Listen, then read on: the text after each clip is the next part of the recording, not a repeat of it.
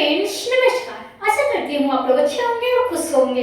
आज आप लोगों के सामने रोशनी मैम बीडीएस एकेडमी 2.0 से आप लोगों के लिए लेकर आ चुकी है बीएड फर्स्ट ईयर का जो बुक है वो वीवीआई क्वेश्चन है वो, और आप लोगों को 25 से जिनका 27 तक सेशन है उन सारे बच्चे को आज फ्री में क्लास कराया जाएगा।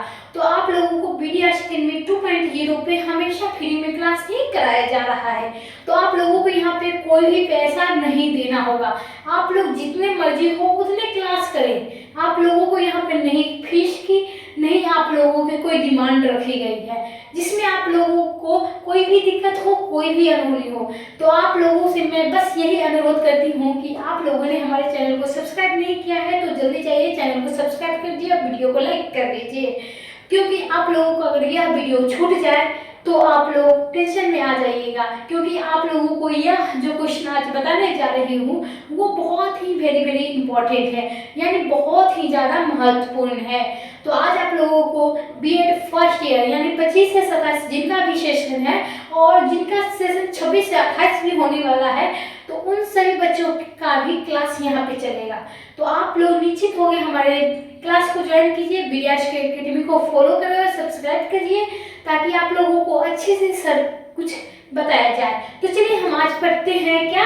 तो हम लोग पढ़ रहे हैं आजकल क्लास 5 यानी अंडरस्टैंडिंग डिसिप्लिन एंड सब्जेक्ट। तो क्या हम लोग पढ़ रहे हैं? तो हम लोग पढ़ रहे हैं अनुशासन एवं विषय की समझ।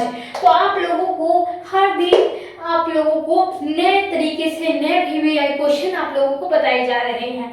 तो आप लोग जो भी यूनिवर्सिटी से हमारे क्लास को ज्वाइन कर रहे हैं उन सारे बच्चे के लिए यही वीवीआई क्वेश्चन रहने वाला है।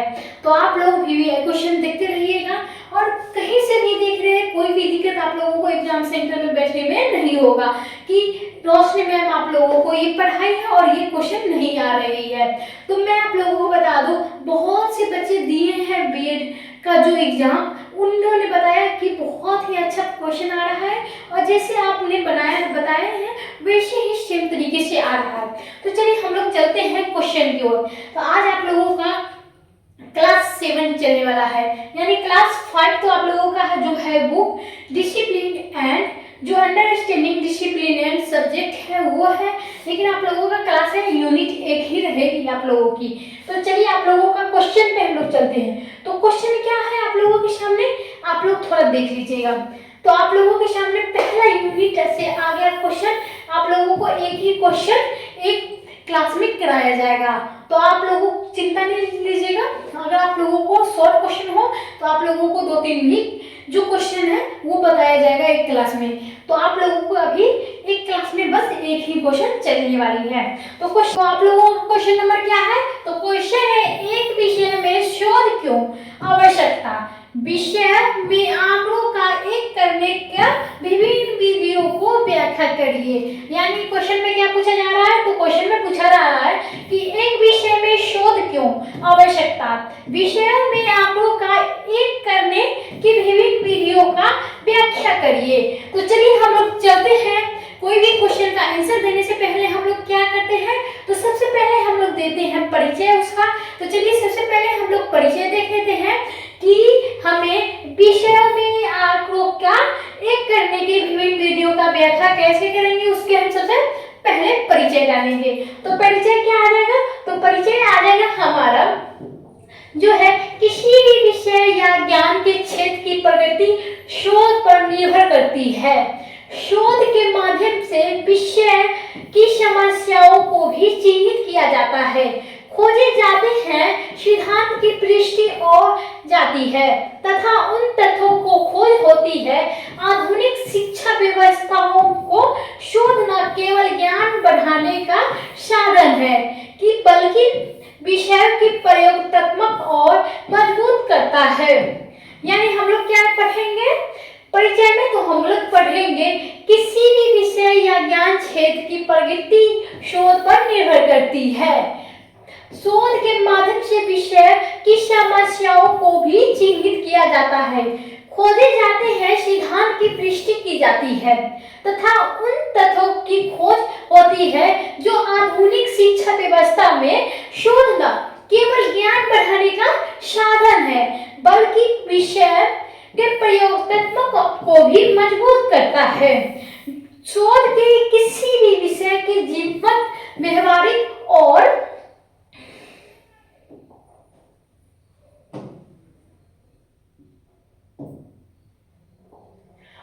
समयानुकूल बनाता है। इस कारण प्रत्येक विषय, चाहे वह शिक्षा, विज्ञान, समाजशास्त्र, मनोविज्ञान, अर्थशास्त्र या इतिहास, शोध के बिना अधूरा माना जाता है।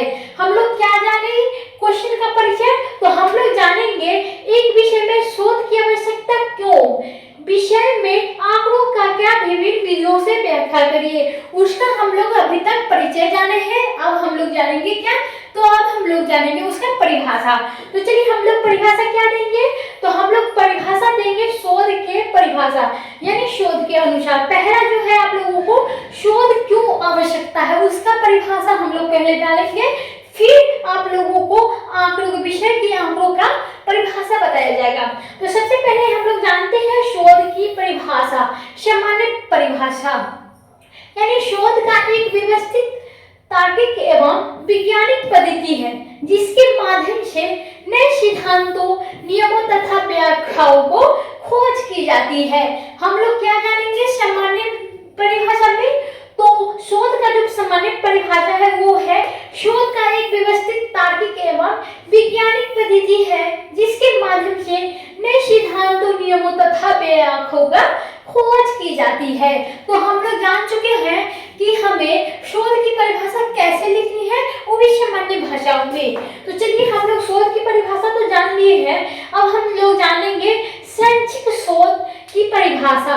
यानी जो शैक्षिक है शोध की परिभाषा हम किस प्रकार देखेंगे, तो हम लोग देखेंगे शैक्षिक शोध वह प्रक्रिया है जिसके द्वारा शिक्षण अधिगम से संबंधित समस्याओं का अध्ययन, विश्लेषण एवं समाधान वैज्ञानिक तरीके से किया जाता है। यानी शैक्षिक जो है हम लोग क्या पढ़ेंगे, शैक्षिक शोध की परिभाषा, तो हम लोग पढ़ेंगे शैक्षिक शोध वह प्रक्रिया है जिसके शिक्षण अधिगम से संबंधित समस्याओं को अध्ययन एवं विश्लेषण एवं समाधान वैज्ञानिक तरीके से किए जाते हैं। हम लोगों ने अभी शोध की परिभाषा जाने थे, अब हम लोग जानते हैं शैक्षिक परिभाषा, यानी शैक्षिक शोध की परिभाषा। अब हम लोग जानेंगे क्या, समस्याओं का समाधान, यानी किसी भी विषय को शोध क्यों जब आवश्यकता है। हम लोग आगे क्वेश्चन पे, क्वेश्चन का क्या मेन पॉइंट था, तो शोध क्यों आवश्यकता है, उसके बाद थी विषयों के आंकड़ों में क्यों, आप लोगों क्यों व्याख्या करिए, यानी जो विषय में आंकड़ों की विभिन्न वर्णों का व्याख्या करना था। तो हम लोग पहले जान लेते हैं कि किसी विषय में शोध क्यों आवश्यकता है। तो आप लोगों को ज्ञान के विस्तार के अनुसार जो परिभाषा दी जाएगी वो आप लोगों को बताया जाएगा। आप लोगों ने अभी तक हमारे क्लास को ज्वाइन नहीं किया तो जल्दी जाइए क्लास को ज्वाइन कीजिए, और ये हमारे नए चैनल है तो आप लोग इसे ज़्यादा से ज़्यादा सपोर्ट करें ताकि आगे से आगे बढ़े। तो चलिए आप लोगों को साथ चाहिए और आप लोगों का मेरा साथ चाहिए, तो इसी तरह हम लोगों के आप पे निर्भर है, आप लोग मेरे पे निर्भर है। तो इसीलिए हम चलते हैं क्या, ज्ञान की विस्तार, यानी ज्ञान के विस्तार में हम लोग क्या पढ़ेंगे, तो शोध नए तथ्यों की खोज करता है जिसमें विषयों की परंपरागत ज्ञान समकालीन आवश्यकताओं के अनुसार विकसित होता है। यानी हम लोग ज्ञान का विस्तार कैसे करेंगे, तो हम लोग लिखेंगे शोध नए तथ्यों की खोज करता है जिसमें विषयों की परंपरागत ज्ञान समकालीन आवश्यकताओं के अनुसार विकसित होते हैं। तो हम लोग जान चुके हैं शोध की परिभाषा, शैक्षिक शोध की परिभाषा। अब हम लोग जानते हैं ज्ञान की परिभाषा। तो ज्ञान की परिभाषा में हम लोग क्या दिए हैं, तो किसी भी विषय के शोध में क्यों आवश्यकता है ये जानेंगे। अब हम लोग जानेंगे आप लोगों को समस्याओं का समाधान, यानी समस्याओं का समाधान हम लोग किस परिभाषा में देंगे, तो हम लोग देंगे प्रत्येक विषय में अनेक अनसुलझी समस्याएं आती रहती है, जैसे सीखने में कठिनाई, सामाजिक की समस्याओं, आर्थिक की चुनौती आदि शोध इनका वैज्ञानिक समाधान होता है। जैसे हम लोग किसी भी विषय को पढ़ते हैं तो पहले पढ़ने में बहुत ही कठिनाई होती है, फिर पढ़ते पढ़ते हम लोगों को आदत हो जाती है और समझने में होती है, थोड़ा सा दिक्कत होती है, वो भी हम लोग जल्द ही समझ जाते हैं। जैसे कि आप लोगों को सीखने में कठिनाई यहाँ पे बताई गई है, सामाजिक समस्या यानी समाज में हमारी कैसी जो है वो समस्या हम लोगों की चलती रहती है। आर्थिक चुनौती यानी हमारे जो है खुद की आर्थिक चुनौती वे कैसे है वो भी आ जाता है। इनका सब वैज्ञानिक समाधान होता है। तो चलिए हम लोग जान चुके हैं दूसरा पॉइंट, समस्याओं का समाधान। तो अब हम लोग जानेंगे सिद्धांतों की दृष्टि, यानी समाज से जो सिद्धांतों की दृष्टि में क्या हम लोग पढ़ेंगे, तो समस्या सिद्धांतों की दृष्टि में हम लोग पढ़ेंगे पहले से मौजूद सिद्धांतों के प्रयोग द्वारा जांचने आवश्यकताओं है। शोध इन सिद्धांतों को मान्य या अमान्य करता है। यानी जो हम लोग सिद्धांतों की दृष्टि करते हैं पहले से भी जो मौजूद होता है सिद्धांत, उसका प्रयोग द्वारा जांचने आवश्यकताओं में शोध इन सिद्धांतों का भी मान्य या अमान्य करता है। यानी जो गलत और सही का फर्क क्या निकालता है, सिद्धांतों का दृष्टि। यानी हम लोग तीसरा पॉइंट पढ़ लिए हैं, सिद्धांतों की दृष्टि। अब हम लोग पढ़ेंगे क्या, तो हम लोग पढ़ेंगे चौथा नंबर। हम लोग चौथा नंबर में क्या पढ़ेंगे, तो हम लोग चौथा नंबर में पढ़ेंगे नीति निर्माण के लिए आधार। नीति निर्माण के लिए क्या आधार है, तो विभिन्न विषयों में शोध की निष्कर्ष पर सरकारों ने संस्थाएं और संगठन नीति बनाते हैं, जैसे शिक्षा नीति, आर्थिक नीति, सामाजिक कार्यक्रम आदि। यानी हम लोग क्या पढ़ेंगे नीति निर्माण के आधार पर, तो विभिन्न विषयों में शोध की निष्कर्ष पर सरकारों की संस्थाएं और संगठन नीति बनाते हुए, जैसे शिक्षा नीति, आर्थिक नीति, सामाजिक कार्यक्रम आदि। तो हम लोग अब जान चुके हैं नीति निर्माण के लिए क्या आधार है, चौथा नंबर। अब हम लोग जानेंगे पांचवा नंबर। तो पांचवा नंबर में आप लोगों को क्या बताया जा रही है, नवाचार का सुधार, नवाचार और सुधार। तो नवाचार में सुधार में हम लोग क्या पढ़ेंगे, शोध के माध्यम से नई विधियां, नई उपकरण, नई तकनीकी, यहाँ पे आप लोग डॉट डॉट दे दीजिएगा, यानी आप लोगों को कोई भी दिक्कत ना हो, तो आप लोग यहाँ पे डॉट दे दीजिएगा, यहाँ पे छूट गई है। तो आप लोगों को क्या बताई गई है, नवाचार और सुधार की। तो शोध के माध्यम से नई विधियों एवं नए उपकरणों, नई तकनीकी और नए दृष्टिकोण विकसित होते हैं। जिस विषय में निरंतर सुधार होता है वो नवाचार और सुधार कहलाता है। तो हम लोग जान चुके हैं पांचवा पॉइंट यानी नवाचार और सुधार। चौथा पॉइंट क्या था, नीति निर्माण के लिए आधार, और तीसरा क्या था, तो सिद्धांतों की दृष्टि, और जो पहला दूसरा था समस्याओं का समाधान, और पहला था ज्ञान का विस्तार। आप लोगों ने यहाँ तक अभी 5 पॉइंट पढ़े हैं। 5 पॉइंट आप लोगों को छठा पॉइंट पे चलते हैं। छठा पॉइंट क्या है, तो छठा पॉइंट आप लोगों के सामने है, विषय की विश्वसनीयता का क्या परिभाषा है। तो हम लोग विषय के विश्वसनीयता का क्या देंगे, तो शोध के किसी भी विषय को वैज्ञानिक आधार पर प्रदान करता है, जिससे उसकी परिणतता और विश्वसनीयता बढ़ती है। यानी प्रामाणिकता भी बढ़ती है और विश्वसनीयता भी बढ़ती है, किससे, विषय की विश्वसनीयता पर। यानी हम लोग फिर से पढ़ेंगे, तो शोध किसी विषय को वैज्ञानिक आधार पर प्रामाणिकता और विश्वसनीयता बढ़ती है। तो सातवां पॉइंट क्या है, व्यवहारिक का विकास। यानी व्यवहारिक का विकास किस प्रकार से हुआ है, तो शोध के माध्यम से विषय का वास्तविक जीवन में उपयोग बढ़ता है। जैसे कि अर्थशास्त्र में सर्वे, मनोविज्ञान में परीक्षण और शिक्षण में नवीन यानी शिक्षण में विधियां आती है। तो हम लोग किस प्रकार से पढ़ेंगे व्यवहारिक का विकास, तो हम लोग पढ़ेंगे व्यवहारिक का विकास जो होता है शोध के माध्यम से विषय का वास्तविक जीवन में उपयोग बढ़ता है। जैसे कि अर्थशास्त्र को हम सर्वे करेंगे, मनोविज्ञान में हम लोगों को परीक्षण करना पड़ता है, शिक्षण में नवीन और शिक्षण की विधियां। यदि आप लोगों ने समझ चुके होंगे कि व्यवहारिकता जो है विकास किस प्रकार होती है, तो व्यवहारिक विकास में आप लोगों को बस इतना ही समझाया जाएगा। आप लोगों को अगले पॉइंट क्या पढ़ाना है, तो अगला पॉइंट आप लोगों का रहेगा विषय में आंकड़ों का एकत्रित करने की प्रमुख विधियां। यानी हम लोग अगला पॉइंट जो पढ़ने वाले हैं वो पढ़ेंगे विषय में आंकड़ों की एकत्रित करने की प्रमुख विधियां, जिसमें आंकड़ों की संग्रह अनुसंधान का सबसे महत्वपूर्ण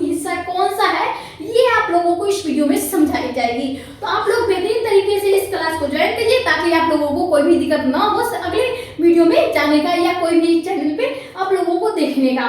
तो चलिए आप लोगों को अच्छी तरह से यहाँ पे समझाई जाएगी, आप लोग बस क्लास को ज्वाइन करते रहिए लास्ट तक। चलिए आप लोगों को क्या बताई जाएगी, तो आप लोगों को विषय में आंकड़ों का एकत्रित करने की प्रमुख विधियां बताई जा रही है। आंकड़ों के संग्रह और अनुसंधान के महत्वपूर्ण हिस्सा क्या है, ये दो भागों में बांटा गया है, यानी इसके दो प्रकार होते हैं। किसके, तो आंकड़ों संग्रह के अनुसंधान का दो प्रकार होते हैं। पहला प्रकार क्या होता है, तो पहला प्रकार होता है प्राथमिकता आंकड़े यानी प्राइमरी डाटा, और दूसरा क्या हो जाएगा, द्वितीयक आंकड़ा यानी सेकेंडरी डाटा। तो आप लोगों को यहाँ पे जो आंकड़ों का संग्रह अनुसंधान है वो दो भागों में बांटा गया है, यानी कौन कौन, प्राथमिकता आंकड़े और दूसरा है द्वितीयक आंकड़े। यहाँ पे आप लोगों को इंग्लिश में समझा दिया जाए तो प्राइमरी डाटा, दूसरा है सेकेंडरी डाटा। यानी आप लोगों को प्राथमिक आंकड़ों का एकत्रित करने की विधियां भी आप लोगों को यहाँ पे समझाई जाएगी। यानी जो प्राथमिकता आंकड़ों की एकत्रित करने की विधियां क्या है, आप लोगों को अगले टॉपिक में बताई जाएगी। यानी आप अगला जो आप लोगों के सामने है, पहला आ जाएगा निरीक्षण विधि, यानी आप लोगों को आप निरीक्षण विधि पढ़नी होगी। तो निरीक्षण विधि में आप लोगों को क्या करनी होगी, इस विधि में शोधकर्ता व्यवहार, क्रियाएं और घटनाओं को प्रत्यक्ष अवलोकन काटता है। यानी जो है निरीक्षण विधि, इस विधि को शोधकर्ता व्यवहार, क्रियाओं या घटनाओं को भी प्रत्यक्ष अवलोकन में काटता है। उदाहरण किस प्रकार है, आप लोगों को उदाहरण भी यहाँ पे बताई जाएगी। यहाँ पे आप लोग देखते रहिएगा, यहाँ पे आप लोगों को उदाहरण भी, हर टॉपिक का उदाहरण भी बताया जाएगा। तो यहाँ पे उदाहरण क्या है, कक्षा में छात्रों का व्यवहार, दूसरा है बाजारों की गतिविधियों में और सामाजिक घटनाएं आदि में। यानी हमें उदाहरण में किस प्रकार समझाया गया है, तो कक्षा में छात्रों का व्यवहार, दूसरा है बाजारों में गतिविधियों और तीसरा है सामाजिक घटनाएं आदि। आप लोग समझ चुके होंगे निरीक्षण विधि में हमें क्या कुछ पढ़ना है। तो आप लोग अच्छी तरह से समझते रहिएगा, और आप लोगों को कोई भी दिक्कत हो तो हमारे प्लीज कमेंट करें, ताकि आप लोगों को क्लास में हर कुछ का बात समझाया जाए, ताकि आप लोगों को कोई भी दिक्कत ना हो जानने में। तो चलिए हम लोग चलते हैं अगले पॉइंट पर। अगला पॉइंट क्या है, तो हम लोग जानेंगे निरीक्षण विधि के प्रकार, यानी निरीक्षण विधि जो है उसके प्रकार हम लोग जानेंगे। तो आप लोगों को निरीक्षण विधि जो है उसके चार भाग है, यानी कौन कौन से है, तो पहला है संचित निरीक्षण, दूसरा है सहभागी निरीक्षण, तीसरा है असंचित निरीक्षण और चौथा है गैर सहभागी निरीक्षण। यानी आप लोगों के सामने जो निरीक्षण विधि के चार भाग बांटे गए हैं, जिसमें आप लोगों को पढ़ना है संचित निरीक्षण, दूसरा है सहभागी निरीक्षण और तीसरा है असंचित निरीक्षण, चौथा है गैर सहभागी निरीक्षण। दूसरा आप लोगों को आ जाता है साक्षरता। तो यहाँ पे साक्षात्कार जो है विधि, वो शोधकर्ता और उत्तरदाता के बीच प्रत्यक्ष संवाद के माध्यम से जानकारी, यानी हम लोग किस प्रकार से जानेंगे, शोधकर्ता और उत्तरदाता के बीच जो प्रत्यक्ष संवाद है उसके माध्यम से कुछ जानकारी आप लोगों को देंगे, जिसमें आप लोगों का प्रकार रहेगा। तो प्रकार पहला क्या रहेगा, तो आप लोगों के सामने प्रकार आ जाएगा संरक्षित साक्षरता, दूसरा आ जाएगा और संरक्षित साक्षरता, तीसरा आ जाएगा टेलीफोन ऑनलाइन साक्षरता और चौथा है आप लोगों को ये ब्रैकेट में, यानी आप लोगों को जो है तीन भाग में आप लोगों को बताया गया है। यानी जो है साक्षरता जो विधि है उसके तीन प्रकार है, यानी संरक्षित साक्षरता और संरक्षित साक्षरता, और यहाँ पे तीसरा जो है टेलीफोन ऑनलाइन साक्षरता, यानी जो ये समूह है ये अलग आ जाता है।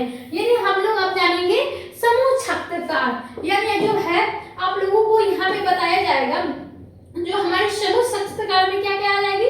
तो अगला आ जाएगा पॉइंट हमारे सामने प्रश्न वाली विधि, यानी प्रश्न वाली विधि जो हमारे पॉइंट में आ जाएगी, तीसरा पॉइंट में आ जाएगा।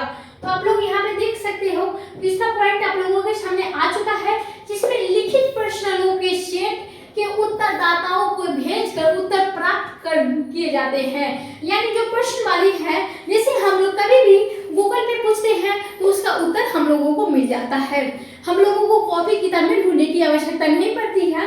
इसी तरह हम लिखित प्रश्नों के सेट की उत्तरदाताओं को भेजकर उत्तर प्राप्त किए जाते हैं। यह परिक्षेत्र में अधिक उत्तर एक तंत्र करने का उपयोगी है। यानी इसके फायदे क्या है, तो इसके फायदे क्या है, सस्ता, जल्दी, विस्तृत डाटा। यानी हमें फायदे का तो पता है, इसके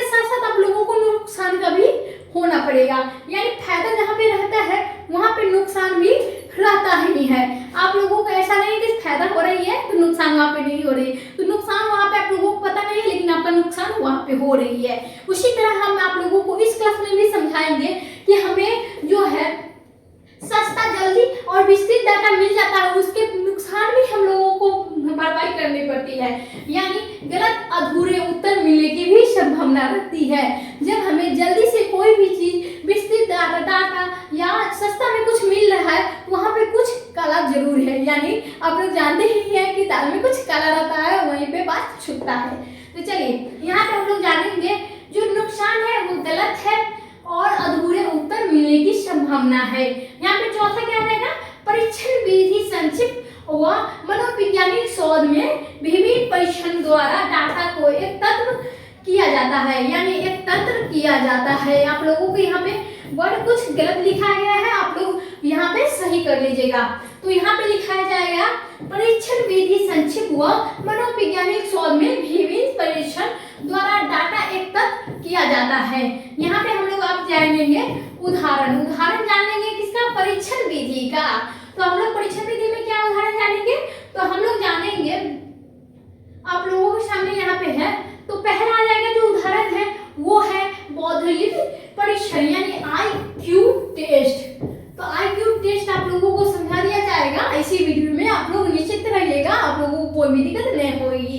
तो चलिए हम लोग चलते हैं दूसरे पॉइंट पर, यानी दूसरा पॉइंट है योग्यता परीक्षण, तीसरा है उपलब्धि परीक्षण, चौथा है व्यक्तित्व परीक्षण। यानी आप लोगों को जो है उदाहरण वो भी परीक्षण डाटा का आप लोगों का परीक्षण विधि का जो है भाग वो 4 भागों में मिल गया है।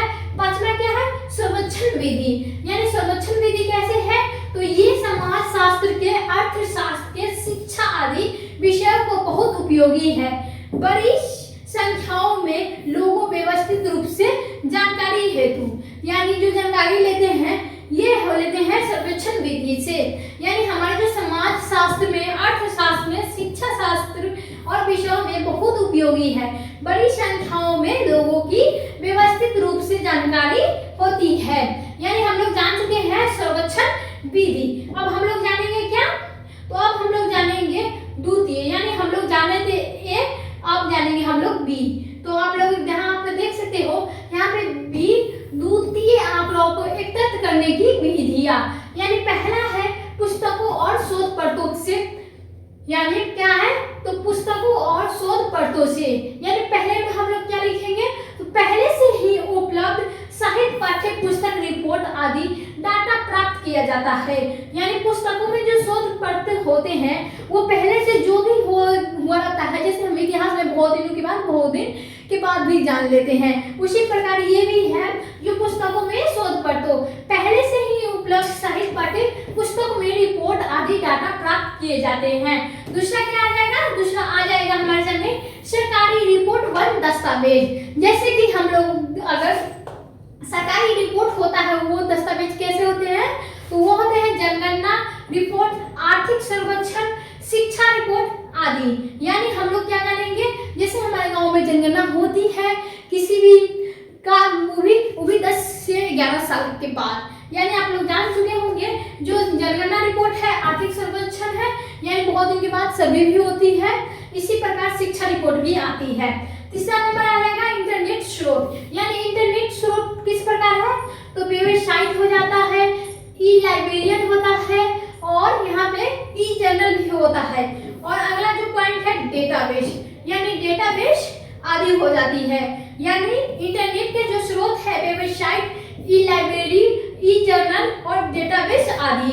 यानी हम लोग इंटर स्रोत में क्या जानेंगे, तो वेबसाइट, ई लाइब्रेरी, ई जर्नल और डेटाबेस। हम लोग अब जानेंगे अब संस्थागत अभिलेख, यानी संस्थागत अभिलेख हम लोग जानेंगे कितने पॉइंट में, चौथे पॉइंट में। तो जो है संस्थागत अभिलेख में क्या हमें समझाया गया है, जैसे कि विद्यालय हो गया, बैंक हो गया, अस्पताल हो गया, सरकारी विभाग हो गया कि रिकॉर्ड की जानकारी। जैसे हमें संस्थागत में अभिलेख जो है जितने भी सरकारी चीज है उसकी जानकारी हमें मिलती है, जैसे कि विद्यालय, बैंक, अस्पताल, सरकारी विभाग की रिकॉर्ड जानकारी मिलती है।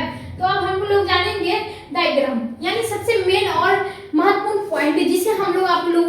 आसानी है। अगर आप लोग क्वेश्चन को बढ़िया तरीके से लिख भी देते हैं ना, उसके लिए कोई भी दिक्कत नहीं है, लेकिन आप लोग डायग्राम बढ़िया से नहीं बनाएंगे ना, तो आप लोगों को क्वेश्चन में आंसर में आप लोगों को देने में थोड़ी सी कठिनाई हो जाएगी सर का मार्क्स। तो आप लोगों को बता दूं, ये जो डायग्राम है आपके सामने, ये सारे जो अभी तक हमने पढ़ा है इस क्वेश्चन का आंसर देते हुए, यहाँ तक आप लोगों को परिचय से लेकर निष्कर्ष तक यही डायग्राम में मिल जाएगा। तो आप लोग वहाँ पे परिचय, परिभाषा ये सब लिख लीजिएगा, लेकिन आप लोग डायग्राम नहीं बनाइएगा ना, तो वो भी बस अधूरा दिखते रहेगा। तो आप लोगों को अगर कॉपी का बढ़िया तरीके से दिखाना है नो, तो आप लोगों को इसी तरह डायग्राम बनाना पड़ेगा कॉपी में, जो अच्छा भी लगे और बेहतरीन भी दिखने में लगे, जो आप लोगों को कोई भी शक लगे कि आप लोग पढ़ के नहीं आए। आप लोग बस इतना ही तैयारी कर लीजिएगा, जैसे कि आप लोगों को अभी से लेकर निष्कर्ष तक सारी इसमें डायग्राम में आपका आ जाएगा। तो चलिए हम लोग डायग्राम में क्या क्या आ जाएगा, तो विषय के शोध, यानी विषय के शोध को दो प्रकार में हम लोग विभाजित किए जाएंगे। तो दो भागों में कौन कौन से है, तो पहला है क्यों आवश्यकता है, दूसरा है आंकड़ों की संग्रह की विधियां। तो हम लोग क्या करेंगे, विषय को दो प्रकार में बांट देंगे, जो आ जाएगा पहला क्यों आवश्यकता है और दूसरा आ जाएगा आंकड़ों के संग्रह की विधियां। अब हम लोग जानेंगे क्यों आवश्यकता में क्या आ जाएगा, तो ज्ञान विस्तार आ जाएगा, समस्याओं का समाधान आ जाएगा, सिद्धांतों की पुष्टि आ जाएगा, और आ जाएगा नीति निर्माण, और क्या आ जाएगा, और आ जाएगा नवाचार और सुधार।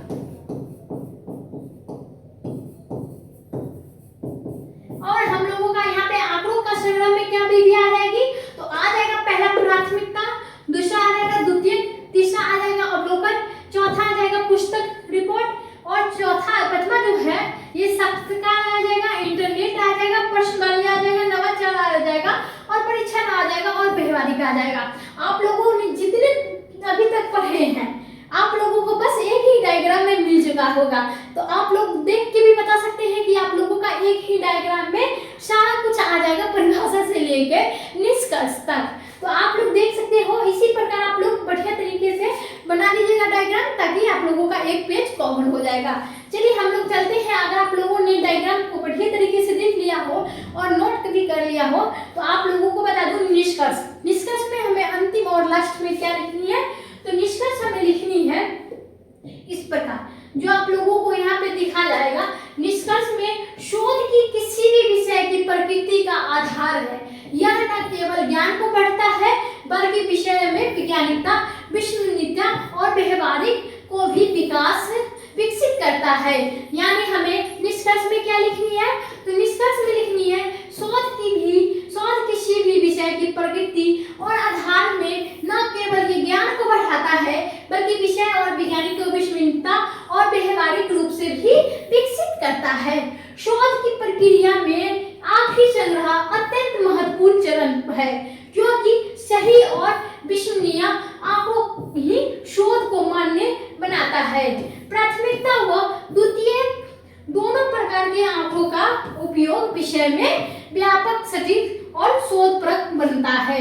यानी हम लोग जान चुके हैं कि प्राथमिकता और द्वितीयक जो है, दोनों प्रकार के आंकड़ों का उपयोग भी विषय में व्यापक, सटीक और शोधप्रद बनाता है। यानी हम लोग जान चुके हैं कि हमें जो है, आप लोगों के सामने जो है यहाँ पे क्वेश्चन क्या था, क्वेश्चन था आप लोगों के सामने, जो एक विषय में शोध क्यों आवश्यकता है, आंकड़ों की क्या विषय में आंकड़ों की क्यों विभिन्न विधियों में व्याख्या करें। यानी जो अगला क्वेश्चन आप लोगों का था, ये क्या था, एक विषय में शोध क्यों आवश्यकता है और बीच में आंकड़ों का एक करने का विभिन्न विधियों की व्याख्या करिए। यानी आप लोग अच्छी तरह से समझ गए होंगे कि आप लोगों को कैसे विषयों की आंकड़ों की व्याख्या विभिन्न तरीके से करनी है, और विषय की शोध में क्यों आवश्यकता है, एक विषय में शोध की क्यों आवश्यकता है। तो आप लोगों को आज की क्लास बढ़िया लगी हो तो हमारे चैनल को सब्सक्राइब कीजिएगा, लाइक करिएगा, कमेंट करिएगा। अगर आप लोगों को कोई भी क्लास लेनी हो तो टेलीग्राम पर ज्वाइन कीजिएगा, ताकि आप लोगों को वहाँ पर से हर चीज़ की पता चलते रहे। और जो अगर टेलीग्राम आप लोग ज्वाइन करिएगा तो हर नोटिफिकेशन आप लोगों को वहाँ पे जल्द से जल्द मिल जाएगी। चलिए आज के लिए बस इतना ही, अगले वीडियो में फिर से लेकर आएंगी क्वेश्चन।